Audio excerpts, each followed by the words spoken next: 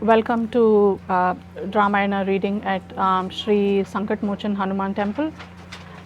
This is going to be the 16th reading of Ramayana, and this is from Balakand of Sri Ramcharitamanas. Jai Shri Ram.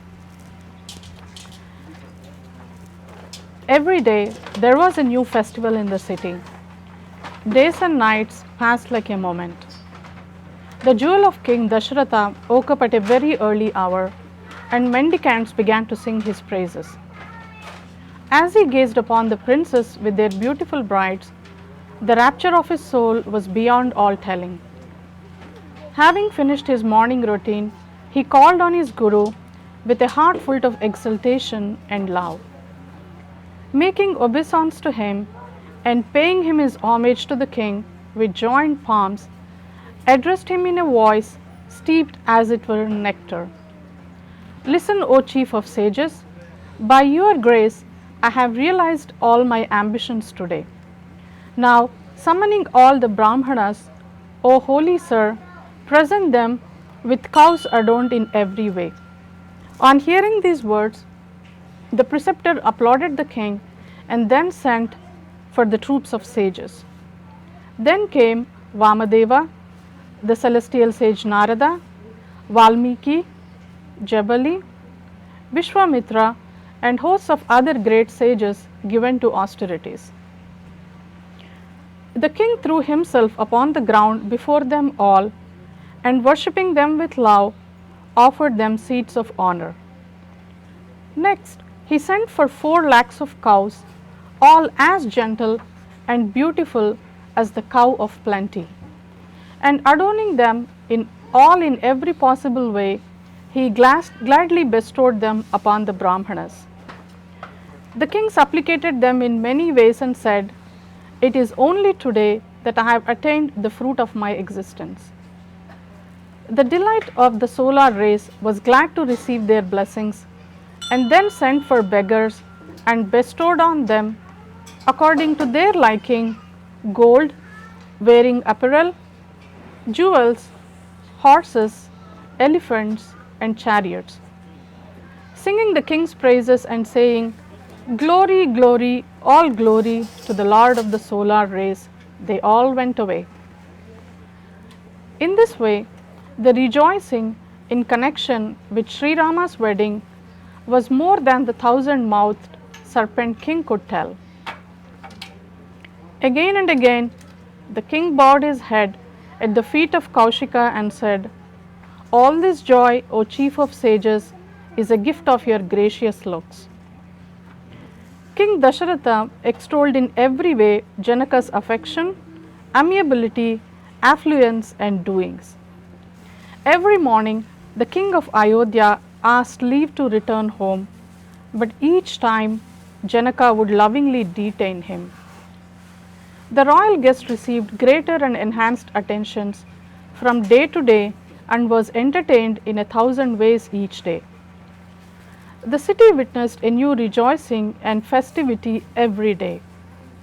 No one liked Dasharatha's departure.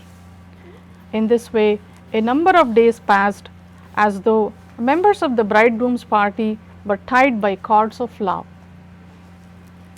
The sages Kaushika and Satananda then called on King Vaideha and advised him, saying, "Now you must let Dasharatha go, even though you may not be able to part with him out of love."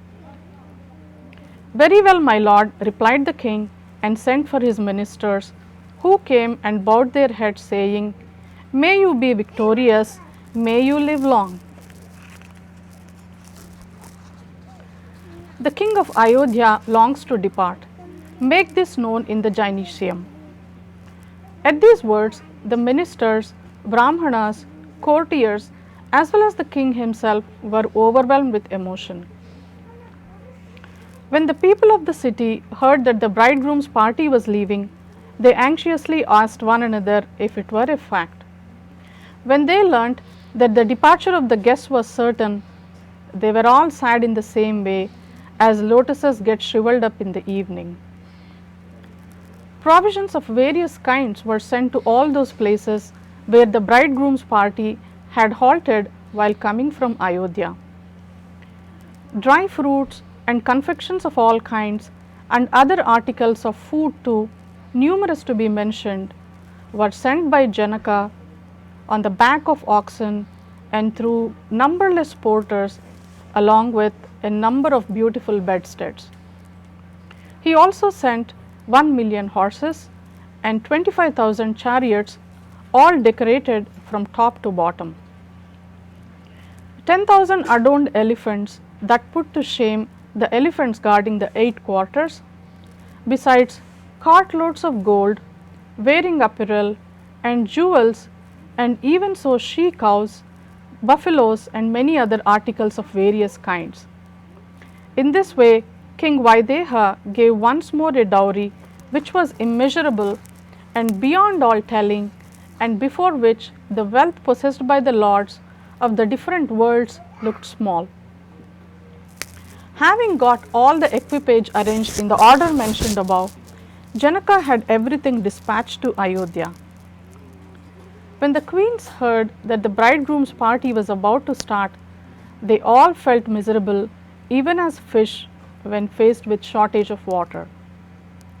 Again and again they took Sita in their lap and blessed and exhorted her in the following words: "May you be ever beloved of your Lord, and may you live long with him.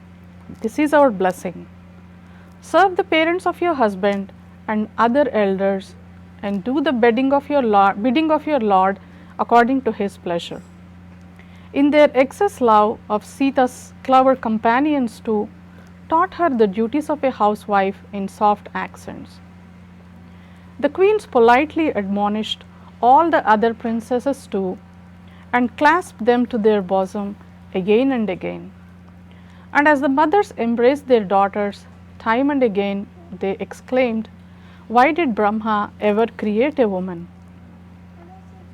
That very moment did Rama, the chief of the solar race, gladly proceeded along with his brothers to Janaka's palace to take the brides along with them. The people of the city, both men and women, ran to see the 4 brothers, who were naturally lovely. Said one, "They intend leaving today. King Vaideha has made all arrangements for their farewell. So let your eyes drink in their beauty. The 4 princes have been our most welcome guests. Who knows, friend, what virtuous deed we have performed, in return for which Providence has unexpectedly brought them before our eyes.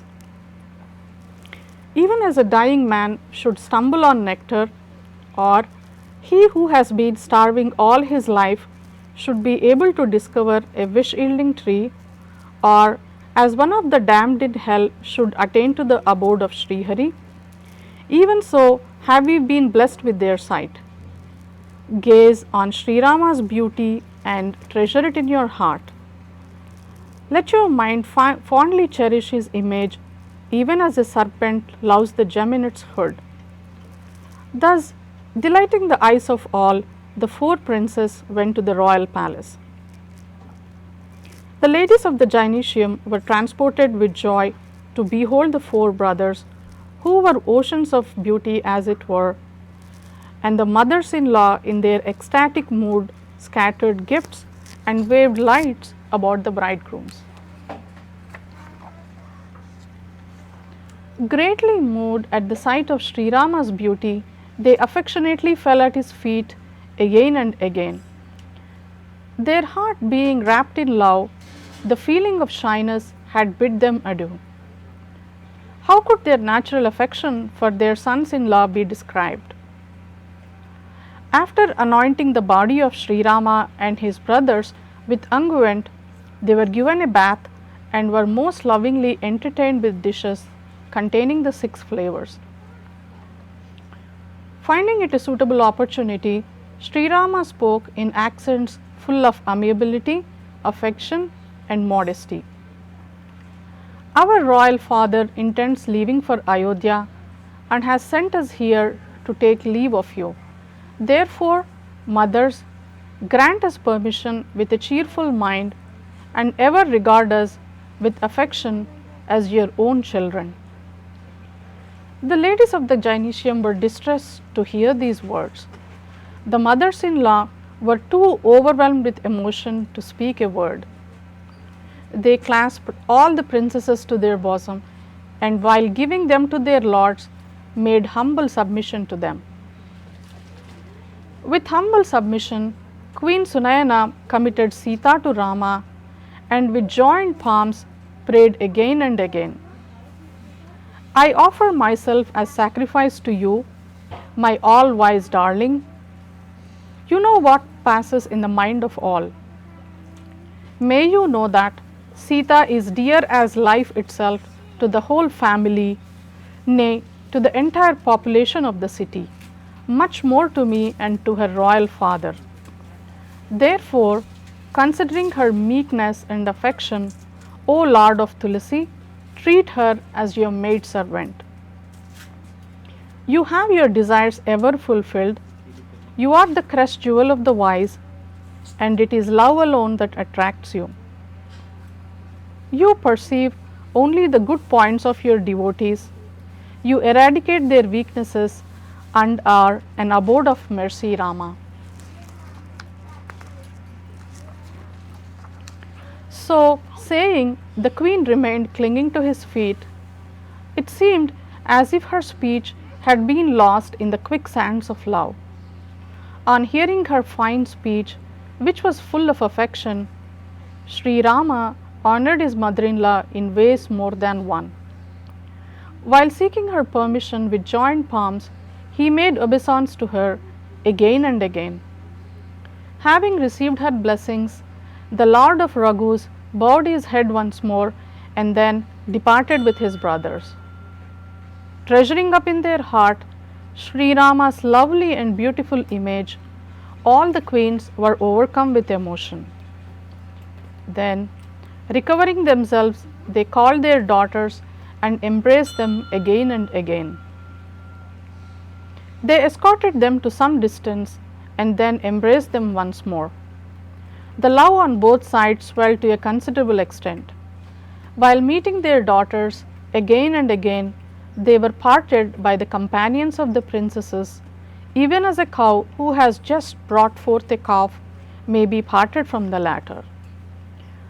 All men and women, including the companions of the princesses and the ladies of the gynecium, were overpowered by emotion. It seemed as if pathos and the parting of lovers had taken up their abode in the capital of the Vaidehas. The parrots and minors, who had been reared by Princess Janaki and having been kept in cages of gold, had been taught to speak, cried in distress, "Where is Vaideha's daughter?" On hearing their wail, who would have the patience to stand the sight? When birds and bees were distressed in this way, how can one depict the feelings of the human being? Then came King Janaka with his younger brother. Due to excess of emotion, tears rushed to his eyes. Although he was reputed to be a man of supreme dispassion, his strength of mind took leave of him the moment he gazed on Sita. The king clasped Janaki to his bosom, and the great embankment of wisdom toppled down. All his wise counselors admonished him, and realizing that it was no occasion for wailing, the king recovered himself. Again and again he pressed his daughters to his bosom and ordered beautiful and well-equipped palanquins to be brought. The whole family was overwhelmed with emotion. Yet, perceiving that the auspicious moment had arrived, the king invoked Lord Ganesha and his consort Siddhi and helped the princesses to ascend the palanquins. King Janaka admonished his daughters in various ways, more than one, and instructed them in the duties of a woman as well as in family customs. He bestowed upon Sita a good many men servants and maid servants who had been her trusted and favorite attendants. As she proceeded on her journey, the citizens felt miserable, while good omens, which were all fountains of blessings, appeared. Accompanied by a crowd of Brahmanas and his counselors, the king himself followed his daughters to escort them. When it was found that the time of departure had come, music began to play, and the members of the bridegroom's party made ready their chariots, elephants, and horses. King Dasharatha sent to all the Brahmanas and sated them with gifts and courtesy. The king placed the dust of their lotus feet on his head and was glad to receive their benediction. Invoking the elephant headed Ganesha, he set out on his journey when many good omens, which were the roots of felicity, occurred. The gods gladly rained on flowers, and heavenly nymphs sang as the Lord of Ayodhya joyfully set forth for his capital amidst the clash of kettle drums. King Dasharatha politely persuaded the respectable citizens to retire, and having reverently called all the mendicants, he bestowed on them ornaments and clothes, as well as horses and elephants, and satiating them with love, he made them all self-supporting. Glorifying the king again and again, they all returned with Sri Rama in their heart. The Lord of Ayodhya importuned King Janaka over and over again, but out of affection for his relative, the latter would not turn back. Once more, King Dasharatha addressed him in polite terms. I beg you to turn back, O king, you have already come far. At last, King Dasharatha got down from his chariot and remained standing while his eyes overflowed with torrents of love. Then spoke King Vaideha with joined palms and in accents imbued with the nectar of love. How and in what words should I make supplication to you? You have conferred such high honor on me, O great king. The king of Kosala showed every respect to the father of the bride and his relative Janaka. The embrace in which they held each other was characterized by utmost humility, and their heart could not contain the love they felt. King Janaka bowed his head to the throng of sages and received blessings from them all. Next, he reverently embraced his sons-in-law, the four brothers, each a mine of beauty, amiability, and goodness, and joining his graceful lotus hands, he spoke in accents begotten of love, as it were. How can I extol you, O Rama, sporting as you do in the hearts of sages as well as of the great Lord Shiva, like a swan in the Manasa Sarovara lake, that for whose sake yogis practice yoga, renouncing anger, infatuation, the feeling of pride, the all-pervading Brahma, who is imperceptible and imperishable. You are the embodiment of consciousness and bliss, attributeless and simultaneously possessing divine qualities, who is beyond the ken of speech and mind, who is past all speculation, but is only inferred by all, and who is the same at all times. That surrey of all joy has appeared before my eyes. Everything is easy of access in this world to a living being when God is propitious. You have exalted me in every way and accepted me as your own servant. If there were 10,000 Sharadas and Sheshas, and if they were to count for millions of kalpas the tale of my good fortune, I tell you, and the record of your virtues could not be exhausted. O Lord of Raghus, I make bold to say something on the strength of my conviction that you are pleased with the slightest devotion. I repeatedly beseech you with joined palms that my mind may never be deluded into deserting your feet. On hearing these polite words saturated with love, Sri Rama, who had all his desires fulfilled, felt gratified. With the greatest courtesy, Sri Rama honored his father-in-law, treating him on a par with his own father, Kaushika or Vashishta. The king then humbly approached Bharata and embracing him with affection, gave him his blessings. Next, the king embraced and blessed Lakshmana and Ripusudana. Overpowered by emotion, they bowed their heads to one another again and again. Paying his respectful compliments to Janaka again and again, the Lord of Raghus set out on his journey with his 3 brothers. Janaka approached Kaushika, clasped his feet, and put the dust of the same on his head and eyes. He said, "Listen, O Lord of sages, to him who has been blessed with your sight, nothing is unattainable. Such is my marriage party conviction. The joy and the bright renown which the original lords of the universe long to have, but feel too diffident to expect, such a joy and glory has been brought within my reach, and all achievements follow on seeing you." In these words, King Janaka made humble submission to Vishwamitra, bowing his head again and again, and returned after receiving his blessings. The people started on its return journey to the sound of kettle drums. All the sections, both big and small, were transported with joy. Men and women of the villages, as they gazed on Sri Rama, felt gratified on realizing the object of their eyes. Halting at convenient stages in course of the journey and gladdening the people on the roadside, the marriage procession approached Ayodhya on a sacred day.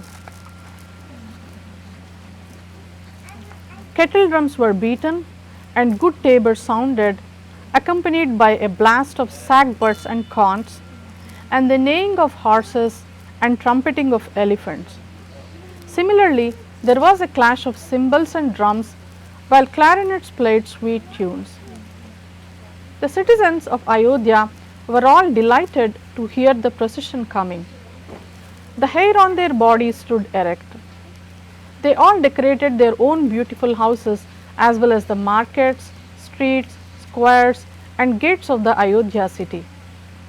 All the lanes were watered with perfumes. Here and there, festal squares were filled in with elegant devices. The bazaar was beautified beyond all description with festal arches, flags, banners, and canopies. Trees of the areca nut, the plantain, the mango, the bakula, the kadamba, and the tamala were transplanted along with their fruit. The beautiful trees thus planted touched the ground on account of their being laden with fruits. They also had basins of precious stones constructed around them with exquisite skill. Festal vases of various kinds were ranged in order in every house. Brahma and the other gods were filled with envy to see the birthplace of Sri Rama. The king's palace looked very charming on that occasion. Its decoration captivated the heart of Cupid himself. It looked as if auspicious omens and loveliness, affluence and mystic powers, joys and smiling prosperity, and all kinds of rejoicings had assumed a naturally beautiful form and taken their abode in the palace of King Dasharatha. Tell me, who would not feel tempted to have a look at Sri Rama and Vaideha's daughter? Married women sallied forth in troops, each eclipsing love's concert by her beauty. They all carried articles of good omen and were equipped with lights for waving round the bridegrooms. As they moved along, singing all the way, it appeared as if Goddess Bharati had appeared in so many forms. The king's palace was full of hilarious tumult. The joy of the occasion was ineffable.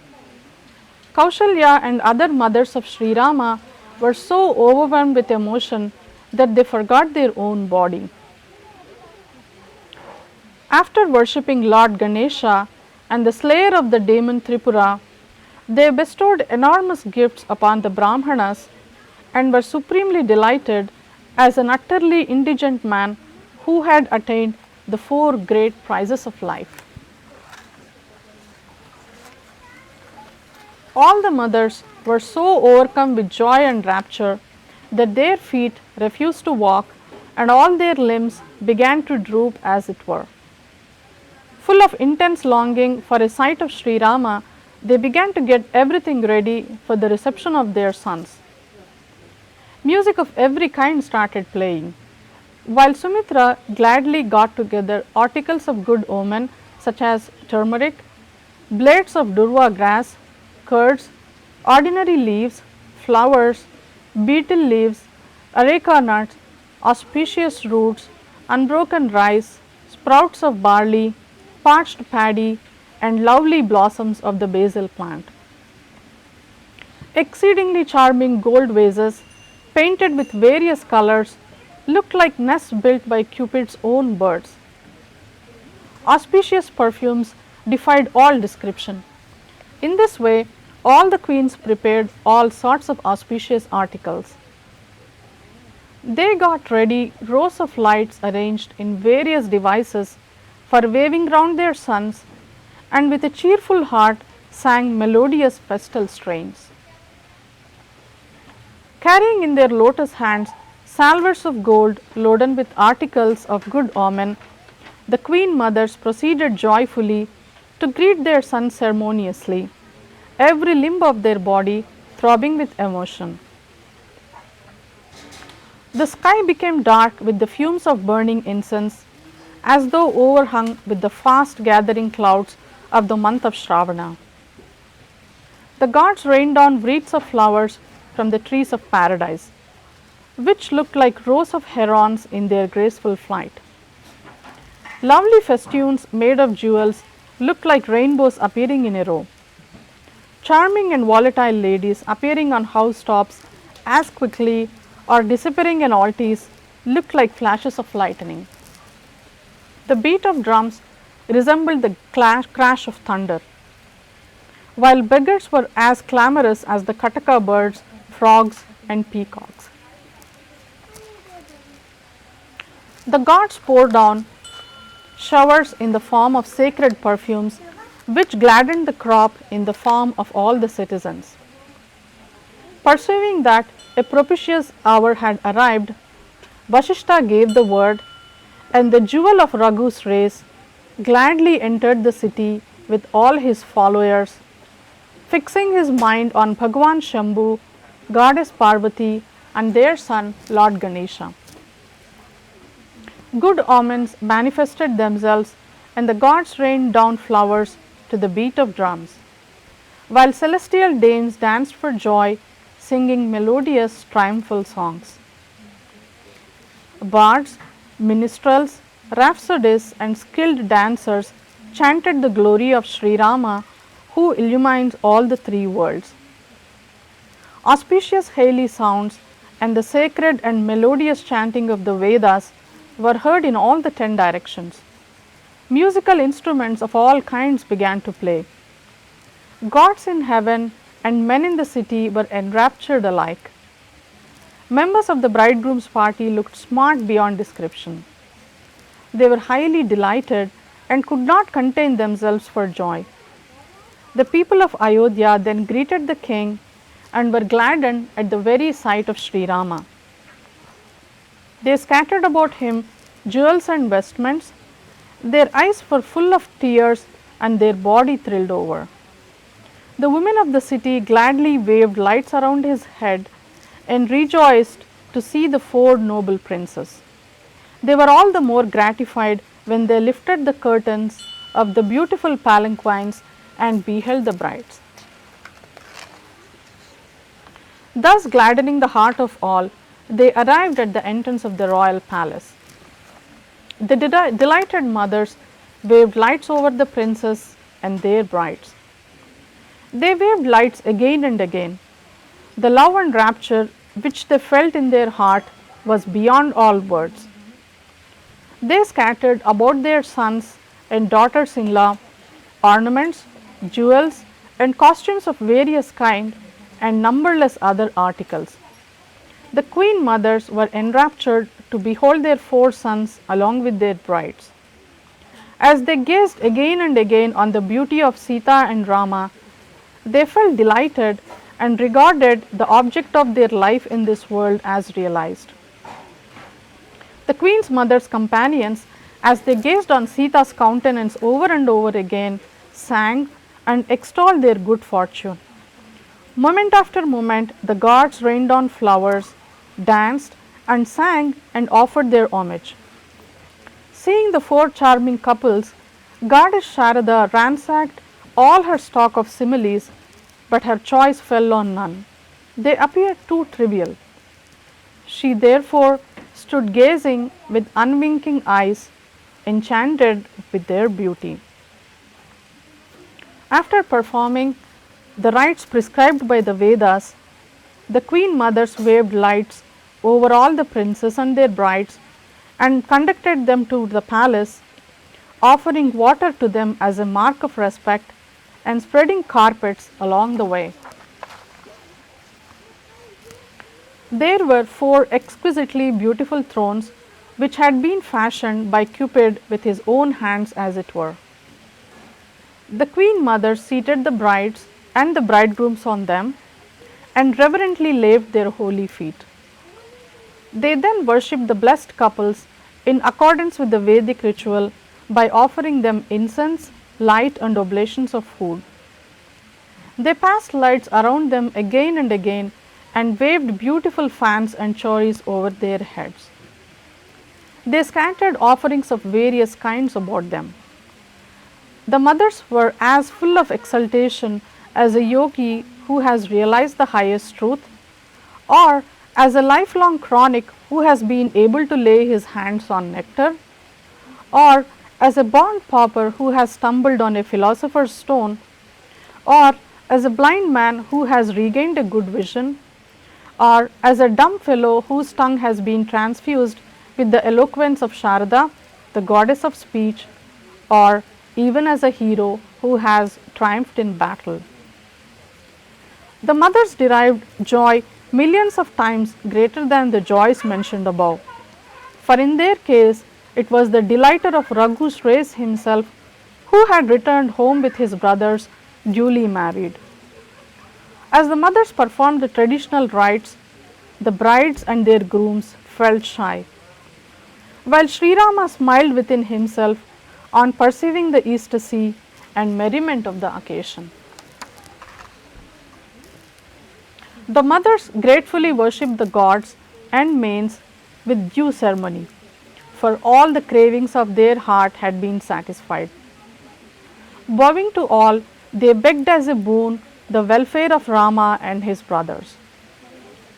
The gods conferred their blessings all unseen, and the mothers gladly received them by spreading the end of their garment. The king sent for those who had joined the marriage party and gave them vehicles, wearing apparels, jewels and ornaments. Having received the king's permission and enshrining Sri Rama's image in their heart, they joyfully returned each to his own house. All the men and women of the city were invested with garments and jewels, and there was jubilant music in every home. The king in his exultation gave whatever the mendicants asked for. Every attendant and every musician was sated with gifts and kind attentions. They all saluted and invoked blessing upon the king and sang his praises, and thereafter the king, accompanied by Vasishta and other Brahmanas, proceeded to the palace. Under Vasishta's directions, he reverently performed all the ceremonies prescribed by Veda. The queens, on seeing a crowd of Brahmanas, deemed themselves most fortunate and all rose to greet them. They laved the feet of the holy ones and helped them all perform their ablutions, while the king duly worshipped and entertained them at meal. Overwhelmed with the host's civility, gifts and love, they departed glad of heart, invoking blessings on him. To Vishwamitra, he paid homage in various ways and said, "My lord, there is no one so blessed as I am." The king lavished his praises on him and with his queens took the dust of his feet. He assigned the sage a fine quarter in his own palace, while the king and his whole Jainisham kept a vigilant eye on his wants, even though unexpressed. Again, he adored the lotus feet of Vasishtha and made humble submission to him with great affection in his heart. All the princes with their brides and the king with his queens bowed to Vasishtha's feet again and again, while the great sage invoked blessings on them all. With his heart overflowing with love, he made entreaties to Vasishtha and placed his sons and all his wealth before him. The great sage, however, asked for and accepted only his customary due as a family priest for the ceremonial occasion and blessed him in profusion.